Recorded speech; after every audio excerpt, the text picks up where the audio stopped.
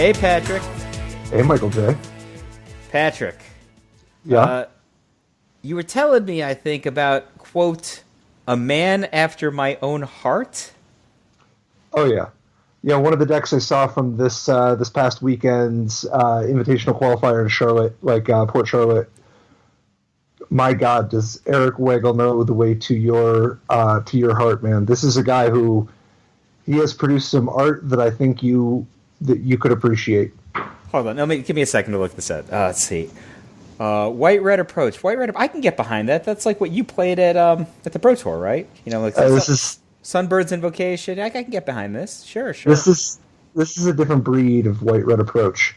Oh my. This is definitely a white. Yeah. So, like, first of all, without question, I mean, if it was just the 4 treasure maps, I have a feeling you'd already be in.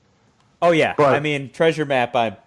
I'm subscribing to his newsletter already. 4 treasure maps. That's somebody. That's the sign of somebody who means it. And it's the only 4 artifacts. None of this. I'm afraid of. Even turning on their braids. I'm largely only a 3 treasure map guy, so he's above and beyond already.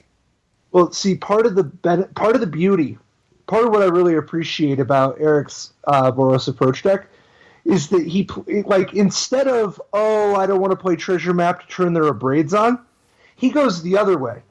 He's got 4 glory-bound initiates in the main deck to bait out the braids. You can play a glory-bound initiate on turn 2, make them discard their braid, yep, and then on turn 3, just treasure map, use it. Bing, bang, boom. It's like an affinity deck. Curve. Yes. Basically affinity. Basically. Oh, so this deck is wild. What do you think of this? What do you think of this build? I'm mentally trying to catalog what he's missing. Right, so he's got four glory-bound initiates and 3 Regal Caracol main deck. So he's seven creatures, 3 Regal Caracol. I'm down with that. It's in like all my sideboards. Right? So he's got that, and then he's got a bunch of Planeswalkers, 2 Chandras, 3 Gideons. And then he's got the 4 treasure maps you mentioned already, 4 Cast Out, Gideon's Intervention, not 1, not 2, not 3, all 4 copies of Sunbird's Invocation. Yep. So the way he made room. Yeah. The way he made room, to begin with, to get these glory-bound initiates, he's got 1 braid. That's it for cards that cost 2 or less besides those 4 treasure maps and 4 glory-bound initiates. Woo! Well, he's cycle Cast Out. Discard, draw a card. Yeah. But I'm saying, like, out of the lightning strikes, magma sprays, additional braids, all that stuff, he deads that all to get glory-bound initiate. Doesn't need it. And then you're like, okay, how did he get room for these extra treasure maps and for the Regal Caracals? So the way he got room for extra treasure maps and Regal Caracals, he cut 2 Chandras, he cut a Gideon, and then he's got only 1 Gideon's Intervention, I guess. And no Ixalan's Bindings. Those are like flex spots to me, though. Yeah, but very often people will play 6 or 7 of that type of stuff total. But the point is that he doesn't have any of the, to quote a Floresian term, he doesn't have any of the poopy, like poopy. the 4 cost, the one that you keep, you get to exile the top card of your deck every turn for no benefit. Oh, Vance's Blasting Cannons. Right. He's got no Vance's Blasting Cannons. And I like how you put it. Exile the top card of your library. It's R3. Mill yourself every turn. Exile, though. Exile, sorry. Yep, pick up a little information. And mean it. You mean it so much. So he doesn't have 4 casting cost poop emoji. Got it. Yep. But all the way down to like 2 Field of Ruin and 1 Stone. Oh, that's the other thing. Is that because he's got these 4 treasure maps, he's able to play just 1 Stone Quarry. And with 4 Inspiring Advantage, he's got a lot more of his lands coming to play untapped. I love Fields of Ruin. I like this deck. When I play this style of deck, I like a lot of some redundant sweeping. I like some sweltering.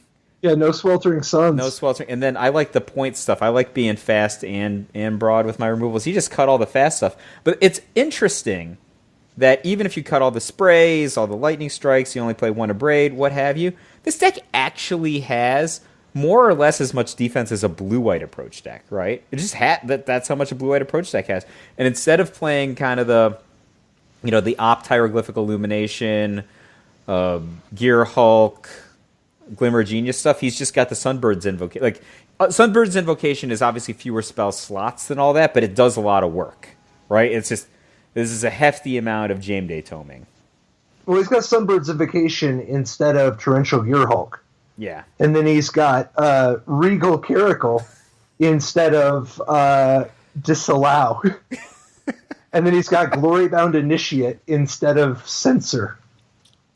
Not having Censor is kind of that's kind of a soul damager for me, but sideboard's real interesting. He's got quite an array of creatures and life gain cards in this sideboard, right? So he's got 5-drop covered, right? So he's got 3 Regal Caracal main, 3 Glorybringer side.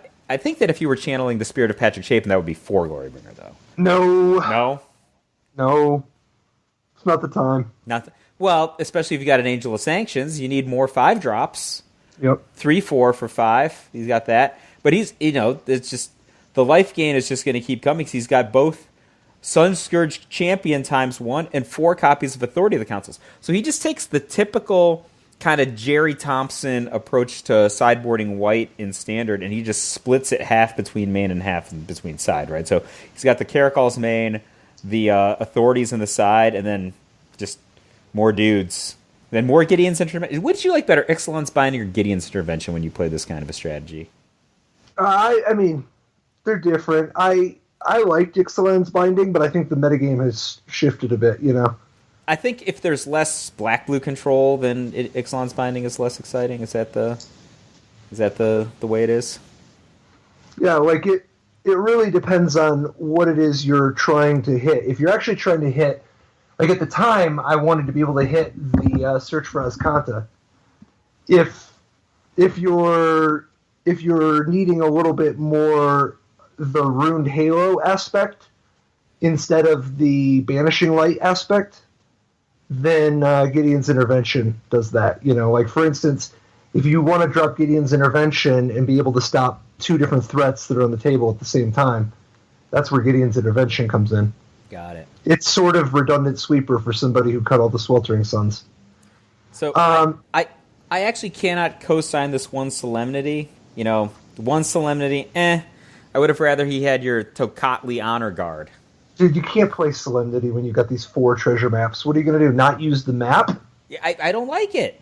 I said I would have played the Tocatli in that one slot. Maybe you side him out. I don't think you 4 Authority of the Councils, though? That's so just your jam. I love it. It's so high variance. Like, if you have an Authority of the Consoles on, like, the first 2 turns against Mono Red, especially if you're on the play, man, your likelihood of winning that game goes up so much versus not having it. But if they just play like a Ferocidon, you're like, what am I doing with my life? What am I doing with my life? Like, you could have, like, 3 Authorities in play. There's Ferocidon. You're like, well, if it had haste, it wouldn't be crashing for 3. Like, it doesn't have haste. That's not the version I'm playing. Well, just put it into play tapped. But yeah, you're totally like, what am I doing with my life? But if they don't have it and you do have but that's just a midlife crisis, man.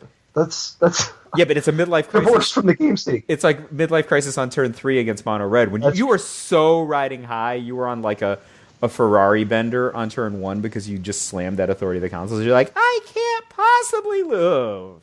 You and I have a very different emotional response. 1, to Magic cards, but 2, to Authority of the Consoles. I love Authority of the Consoles. It's so backbreaking. Dude, I know you do. Sometimes it's so backbreaking. So what do you think of this Grixis control deck, dude? The Nico Bolas God Pharaoh back in the standings, back in the top 8s with Justin Jurkovic. So we've got a deck. It's got 3 Torrential Gear Hulk and the Scarab God. So it's like a little light on kind of the black blue sort of. Really? He's got 2 2 Vraska's Contempts, 2 Essence Extractions.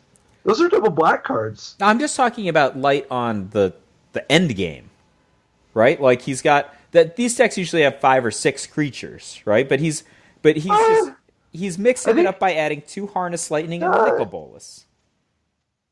Oh, I guess an Hour of Devastation. Yeah, because like I think usually decks like this have like 3 Torrential Gearhulks and 2 the Scarab Gods. Yeah.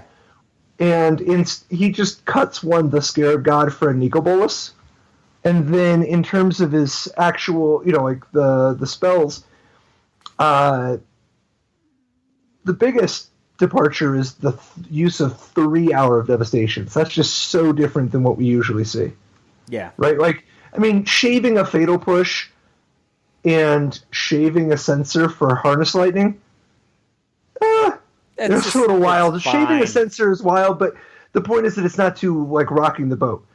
And then shaving 2 Vraska's Contempts for, cutting out 2 Vraska's Contempts and then cutting out a Supreme Will in order to make room for 3 Hour of Devastations. It's kind of interesting.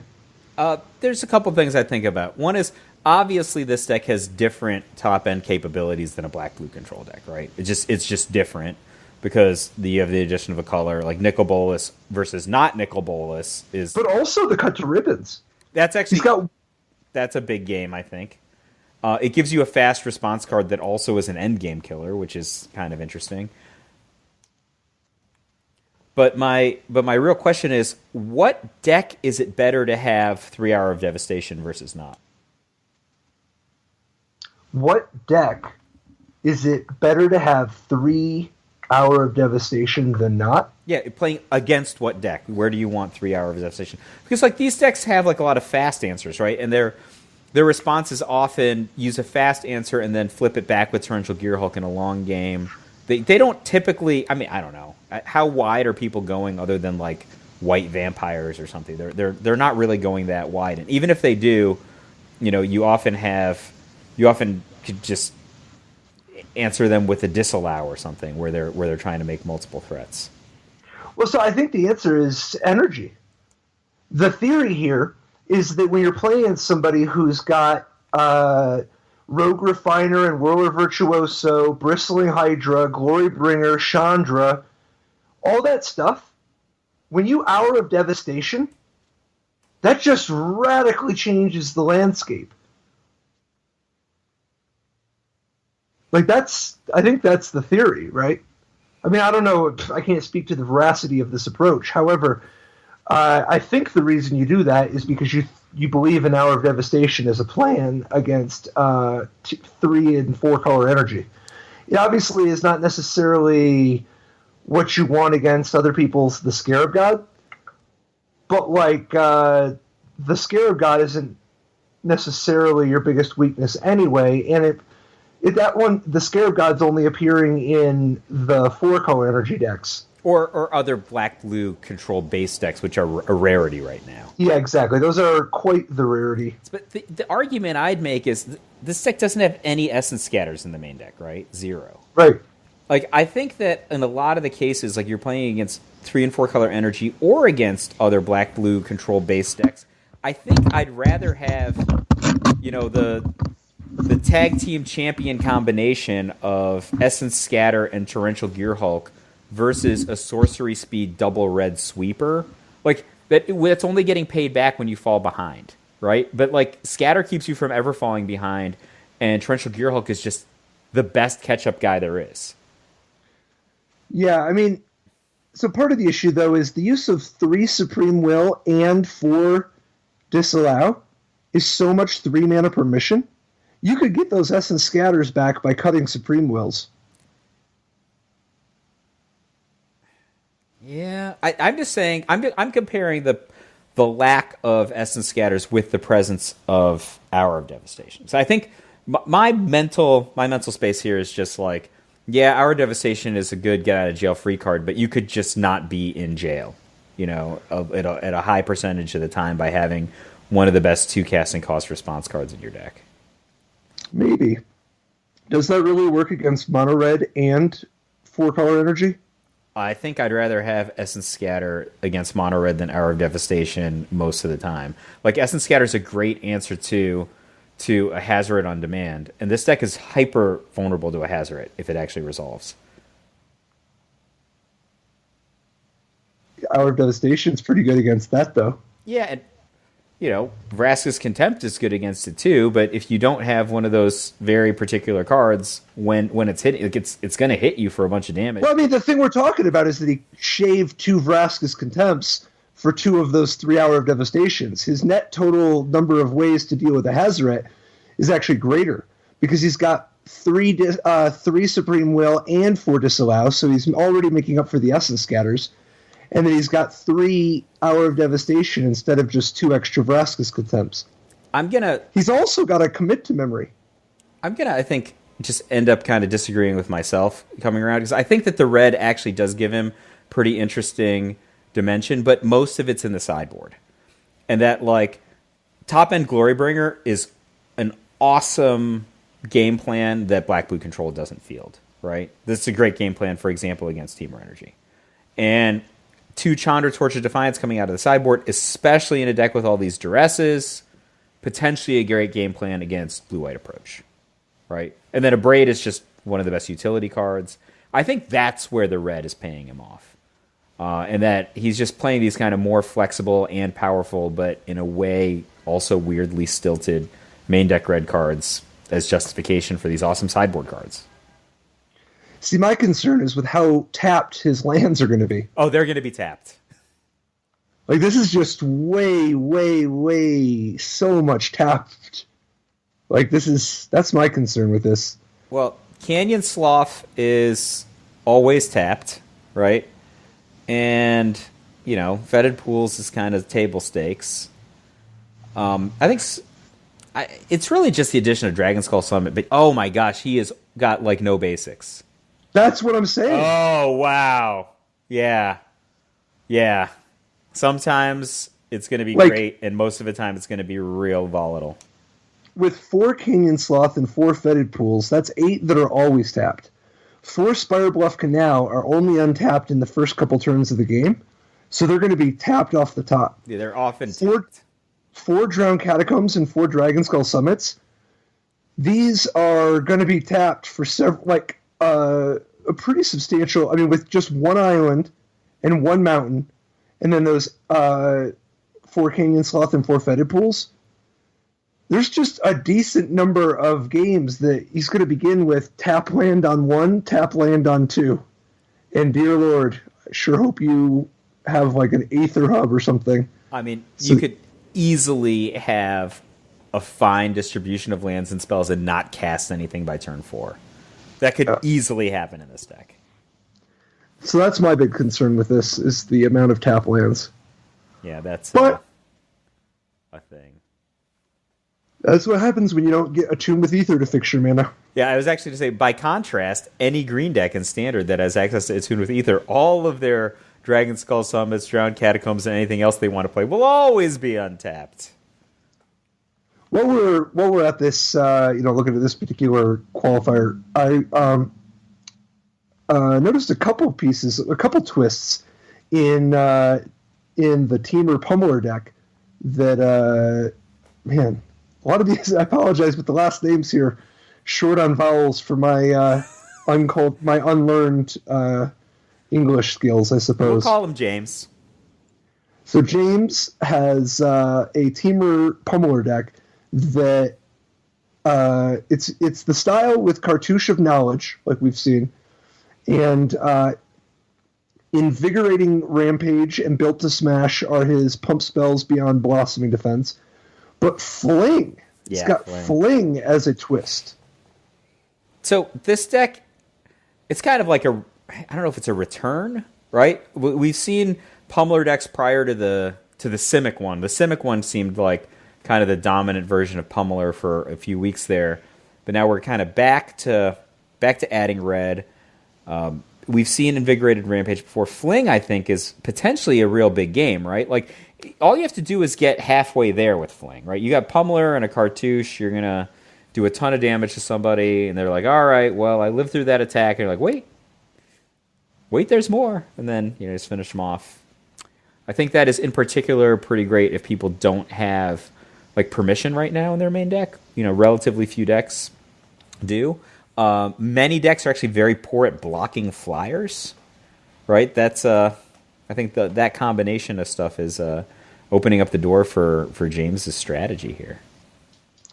What do you think about the sideboard plan? I mean, Cartouche of Ambition Cartouche of Ambition is something we've seen, but the basic plan of having 4 Whirler Virtuosos and 2 Pia Noirs to help give you more threats when you want to move away from some of the giant growths, and then 4 Negates for when you want to actually sideboard a sideboard card, and 3 Cartouche of Ambitions, which, in addition to the 4 Servant of the Conduit and 4 Aether Hub's main deck, he's also got 4 Attune with Aether main deck that become black sources once you sideboard in a swamp. And then he's even got an Evolving Wilds. I think he's bringing the Wilds in for sure. The only question that I have is, in the games that he's bringing in Cartouche of Ambition and Swamp, is he pulling out red cards in these games? This seems... I don't know. Maybe pulling out red cards doesn't make sense. He's got Spire Bluff Canal. But this is I don't know.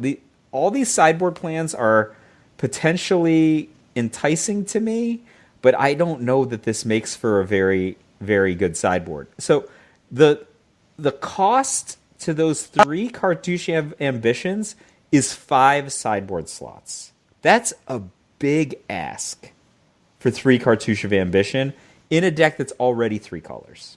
He's not obviously that's a dimension that the Simic decks were all playing already, right? But that's a big ask. What do you think? Yeah, I mean, I'm into the Swamp with the 3 Cartouche of Ambition, and I'm into not playing the Swamp main deck in this fast. But I just couldn't stomach getting the Evolving Wild in there. I mean, I appreciate the discipline if he's that confident. If the testing has produced sideboarding the second land without having any cards in your sideboard that cost more than 3, that's bold. But disciplined, perhaps. So I'm just thinking, maybe this is just the direction that this strategy should go. But if it is, where you're looking at 4 Whirler Virtuoso and 2 Pia Nalar potentially coming in, that is a hell of a grind combination. For example, against Mono Red, right? Those are exactly the cards Mono Red does not want to play against. Whirler Virtuoso and Pia Nalar. Are you bringing in Whirler Virtuoso, Pia Nalar, and Cartouche of Ambition, and Swamp, and Evolving Wilds against Red? It looks to me like those are the appropriate cards against Red. You got to be taking a lot of stuff out to do that. And, if that's the case, and he's got this really expansive imagination about how to transform this deck, kind of re-angle the deck in sideboarding games, why not the Scarab God? There are a lot of different ways that you can go with Attune with Aether. If you're willing to play an Evolving Wilds, adding more different creatures, energy-based creatures, token-based creatures, I don't know. I think that maybe you did this with me once. I was like, well, what if we just made these little dragons, and we had a dragon pump land, and we would always win the dragon straight up. You're like, no, you got to think harder. Why don't you cast red-green dragons in your mono-blue deck? I'm like, why don't I cast red-green dragons in my mono-blue deck? That was a moment of inspiration that you passed to me. I'm saying, maybe James is onto something. Why not the Scarab God? That's what I'm saying. These are all great questions. Here's a question for you, though. Did you happen to see from the Classic 2 weeks ago, while we're on the Standard tip, we haven't been on Standard in a bit, but Andrew Jessup's mono black deck finished 3rd with a mono black deck at the Classic on the 3rd that it's got some similarities to some of the mono blacks that we saw at the very, very beginning of the season, but he's got some twists as well. Not only did I see this deck, I watched Andrew play it in that tournament. So I was there. Yes, this is it's got some exciting technology. With Dread Wanderer and Night Market Lookout for 1-drops, and then Glint Sleeve Siphoner, Gifted Aetherborn, and Scrap Heap Scrounger for 2s, and then Ruin Raider and Aether Sphere Harvester for 3s. He's also got Heart of Kirin as an additional quasi 2-drop, and Key to the City, bringing Key to the City back, and then a removal mix that's a little lighter than we're used to, just 4 Fatal Push and 1 Walk the Plank. And that's in order to make room for a pair of 2 supernatural staminas. So, I think what's cool about this deck, I think the Key to the City aspect of this deck is really cool, right? Like, Mono Black has got, obviously, a bunch of creatures that have greater power than toughness. So, Scrapkeep Scrounger is a 3-2. Dread Wanderer is a 2-1. You know, the Glint Sleeve Siphoner is a 2-1. Rune Raider is a 3-2. These guys are built to attack. But that said, they're not the biggest guys on the block. So getting them in is it's real welcome. But you just have these natural synergies, right? Key to the City is potentially best buddies with Scrap Heap Scrounger and Dread Wanderer. I think that's cool, right? That's that's combining kind of the offensive angle with some grinding or some card advantage that can give you a really powerful dimension in matchups that are maybe more tuned to removal, right, instead of just pure racing. Okay. Well, then walk me through this sideboard Chandra's defeat. He's got an Aether Hub. He's got 4 Aether Hubs main deck, and then 2 Key to the Cities to let him discard the Chandra's defeat that he can't cast. I don't know. It seems cool. What are you trying to destroy? I don't think I would play one Chandra's defeat in this deck. If I were gonna stretch to red, I'd probably consider playing just some red lands, more dedicated red lands. But more importantly, this deck has got a boatload of artifacts. He's got Scrap Heap Scrounger, Aether Sphere Harvester. Actually, Aether Sphere Harvester in the main deck is actually also something that might be worth lingering on. Key to the City, Heart of Kirin, all in the main deck. I mean, isn't this deck kind of, sort of begging for some unlicensed disintegration action? You're saying because he's already got... he already did the hard part? Yeah, it's already there. He's got 12 artifacts already in the main deck? Dragon Skull Summit is not a big ask at that point. Yeah. Just a thought. Dude, what about 4 Duress, 2 Harsh Scrutiny, 2 Kite Sail Freebooter? That's a discard plan and a half. Oh, man. I saw him disassemble a blue-white deck. Disassemble it. And it was a very good player on the other side of the table. It was just effortless. Just like... because this is the kind of deck where you've got these cards like Ruin Raider, for example, and Glint Sleeve Siphoner, where if you just keep them off of their sweeper, you're like, all right, I'm going to duress you before you can sweep my team, or like before you can put me in a position where you're going to pad to exile all of my attackers. Yeah, it becomes very convenient, right? And like, oh, here come all my guys. Because this deck is actually pretty vulnerable to settle the records, he's got all these creatures like Scrap Heap Scrounger and Dread Wanderer that like being in the graveyard. So I think that is really, really cool. Also, obviously, it's gonna have a lot of extra oomph against decks like Blue-White Approach, or God forbid he was playing against that red-white deck that we were looking at earlier. That deck has a lot of high-end spells that you might not want somebody to be casting, but on the other hand, they had very few cheap spells, so he's going to be able to establish himself with 1 and 2 and 3 casting cost beaters, and then just take turns 4 forward to just make sure he keeps his momentum. Because he's going to start with the momentum. Dude, 4th Bridge Prowler. Why don't more people sideboard 4th Bridge Prowler? Its effectiveness against a fast red aggro deck? I think that they're not considering it. They probably, most people were saying to themselves, what is 4th Bridge Prowler? So maybe limited players are more attuned to this card. So 4th Bridge Prowler is a human rogue for B, so it's a single mana for a 1/1 creature. When it comes into play, enters the battlefield, you can have it give -1/-1 to somebody else until end of turn. So obviously that's going to beat up on a Bomat Courier, beat up on an Earthshaker Kenra, maybe a Pia token, whatever ails you, and for 1 mana, that's pretty good exchange. Well, especially if you're going to do stuff like turn on an Aethersphere Harvester later, right? Sure. Yeah, I mean, being able to crew a Harvester gives the Prowler a lot of purpose. You know, it makes any one body can go so much further when the Harvester is involved. So the real kind of allure to this deck, I think, revolves around the card Night Market Lookout. So Night Market Lookout is a 1/1 human rogue for B, and it has the text, whenever Night Market Lookout becomes tapped, each opponent loses 1 life, and you gain 1 life. So just the most obvious thing is you attack with the Night Market Lookout. It's basically attacking as a Jackal Puppet that you also drain, right? That's pretty cool.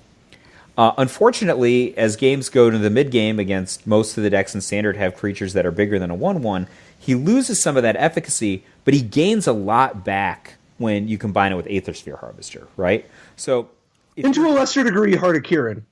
Yeah, to a much lesser degree. Oh, yeah.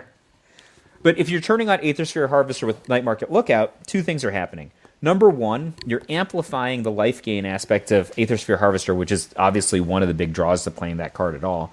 But secondly, you're also really helping out the race, because just stacking these little ones that nobody can block, it becomes pretty annoying in a deck that has this level of offense, and in addition, has cards like Key to the City that can really force that last bit of damage through. Yeah, I mean, the Night Market Lookout's extra damage or extra life gain also helps offset the Glint Sleeve Siphoner. Like if you're playing in some kind of an aggressive racing situation. Yeah, one of the things I really like about this deck is just its ability to line up certain cards. Like you just get some version of your draw against Mono Red. Like obviously against Mono Red, you don't want to draw Scrap Heap Scroungers; they don't block very well. But you just imagine like Lookouts into Gifted Aetherborn into Aethersphere Harvester. You're basically pre-sideboarded against them, and you've already got 4 Fatal Push, right? Like this deck. It's not like it's the dream deck against Mono Red, but there are certainly dream draws that you can get even in Game 1 that are almost unbeatable for them.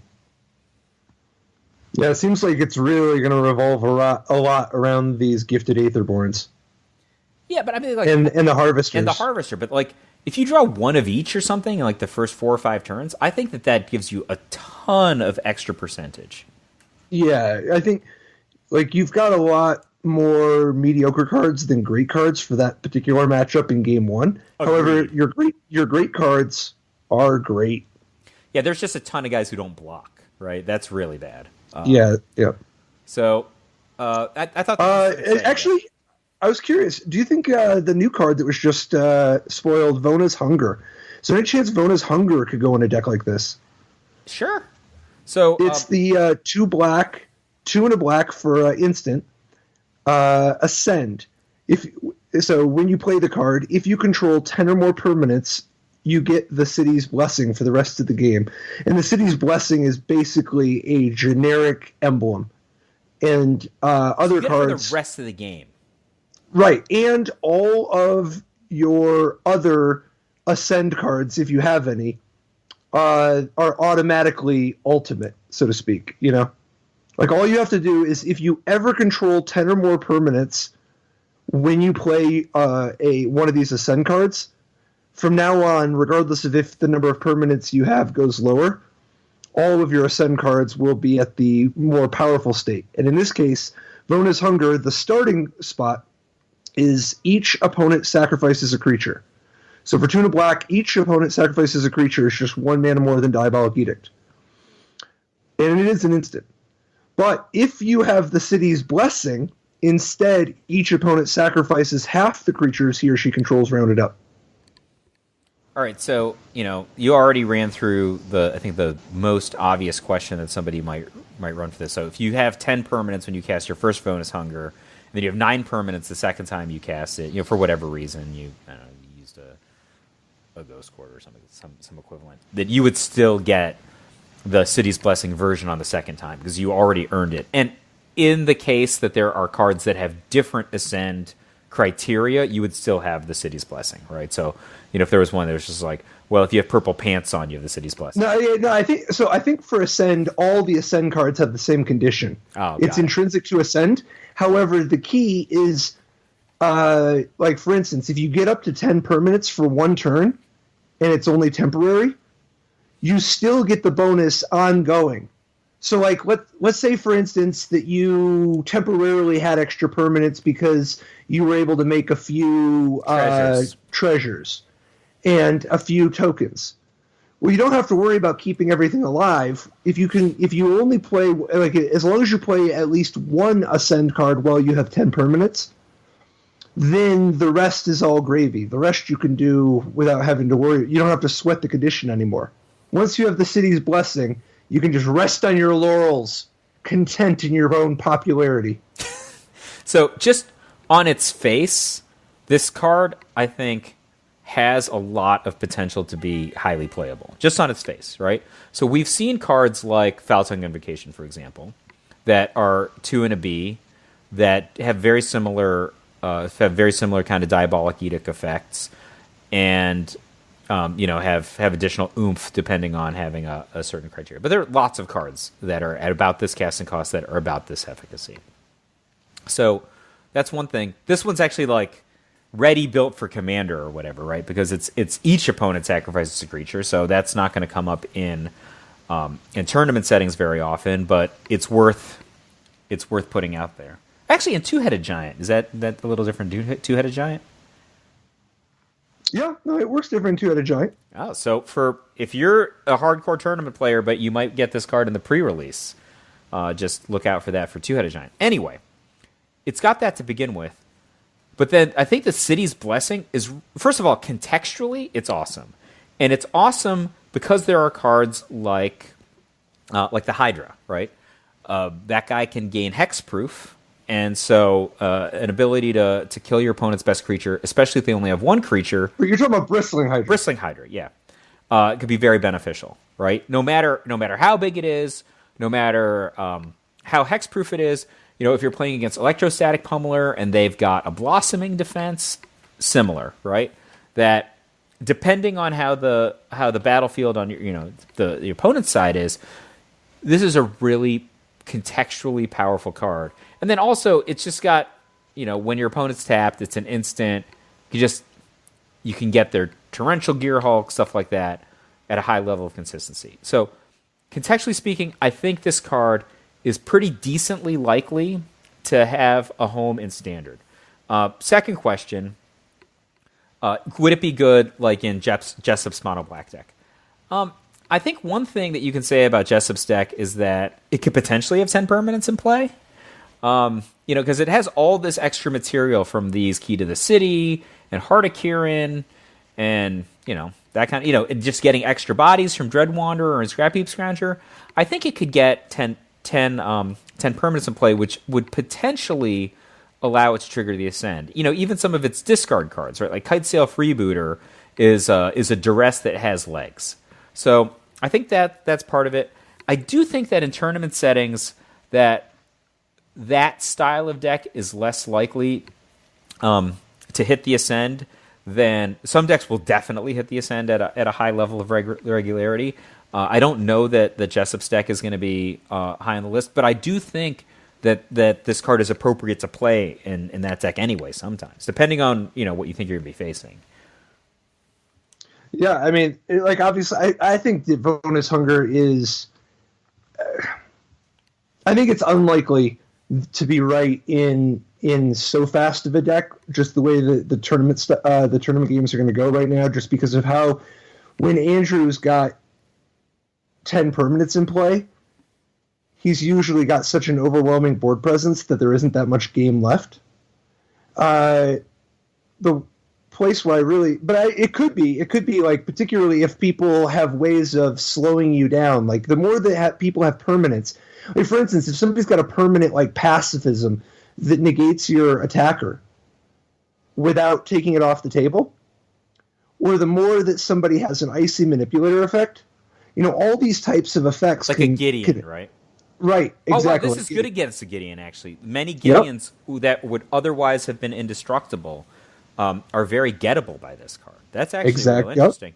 But And then, good. Oh, I just think one thing that I do think is implied by this is a resurgence in some of the other archetypes. If as long as Ascend is good enough, if there's enough cards that are going to incentivize you having 10 plus permanents in play, like black-white tokens, right? Isn't that a deck that was kind of a demi archetype? It kind of fell out of favor. Maybe this is a tool for that kind of deck. Yeah, and that's actually, I think, part of the reason why you're not going to see it as much in like fringe cases like mono black aggro or some sort of a red black unlicensed disintegration deck, because this card might be so effective in black white tokens or in like, for instance, picture this in a energy deck with Whirler Virtuoso and actually just getting land out of your deck over time. But black white tokens in particular, the ability to have all these extra 1/1 vampires laying around, or 1/1 Servos or Thopters or whatever, like the enchantment, like Legion's Landing being one of your permanents, and having the white black one too, the stockpile, that being one of your permanents. Like there's just the stockpile, the procession, like those are themselves permanents, right? Like that aren't even counting up to your creature count. I was thinking like, hey, we have all these different ways that we're just generating more power and toughness, like with either not using a card or using one card to generate multiple. Even like a Vraska, right? Like Vraska, the Planeswalker is sitting there, but then also is producing more material via token creatures, via treasures. Mm-hmm. So I think that one of the things that is interestingly implied by this is like in head-to-head matchups, if you were like tokens against tokens, normally you might say, well, Vona's Hunger is not very good against token decks, right?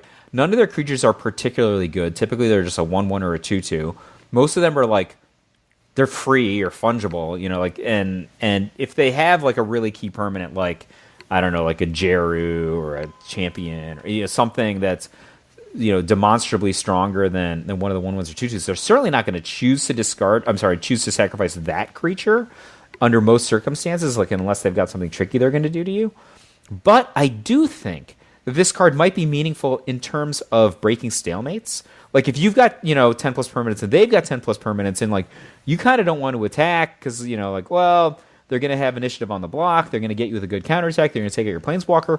Maybe making them kill 5 or 10 tokens and then just opening up a window for you to get in with your tokens might be really valuable. I can see it. It is kind of a nice natural stalemate breaker. Yeah, it's weird, right? Like it's kind of like a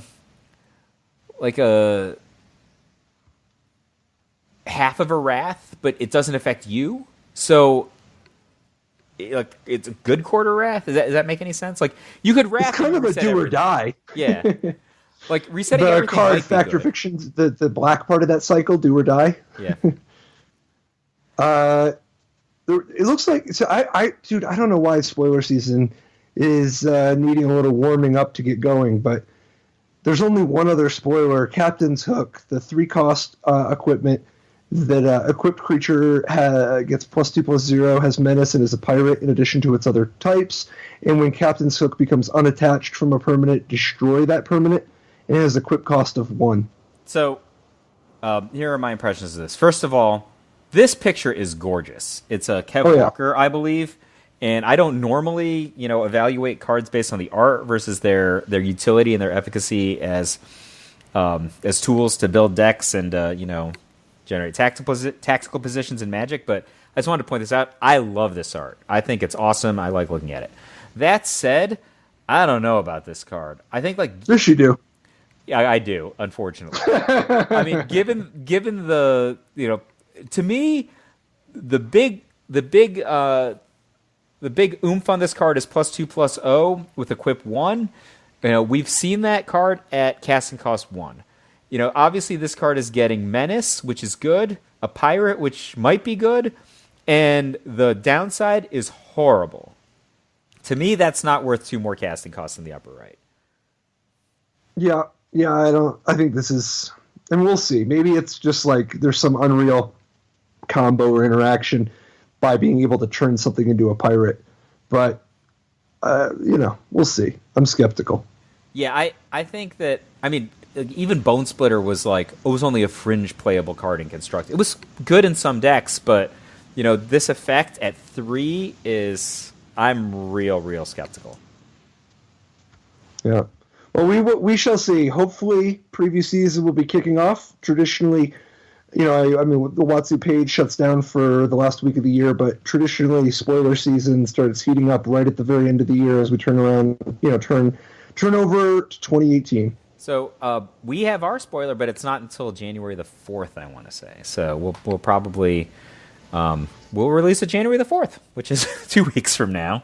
But that is evidence that people are getting their spoilers out. I think they're just not scheduled up yet. Well, good stuff, man. All right. So thank you guys for joining us this week. And as per the Floresian, tradition, make sure to follow us on all the places, Facebook, Twitter, social media of all sorts. And, of course, want to give a special shout-out on Patreon. Yep. Big extra shout-out this week to John DeJong. Yeah, thanks, man. We are super pumped to be, I guess, man, this is we're kind of is this year 2? We're going into year 4, Patrick. No, I'm saying 2 full years, and I guess calendar year, technically it's parts of year 4, but we've completed 2 full years of the show, and we're into year 3 calendar year, I guess. Supposedly it's 4. I mean, calendar year we started in November of 2014. So wow. Yeah, we're going calendar year, we're going into year 4. Well, thank you to everybody that's been with us the whole time, and thank you to everybody joining anywhere along the way. Look forward to kicking it with you guys next week. I agree. All right. Bye, Patrick. Bye, Michael J.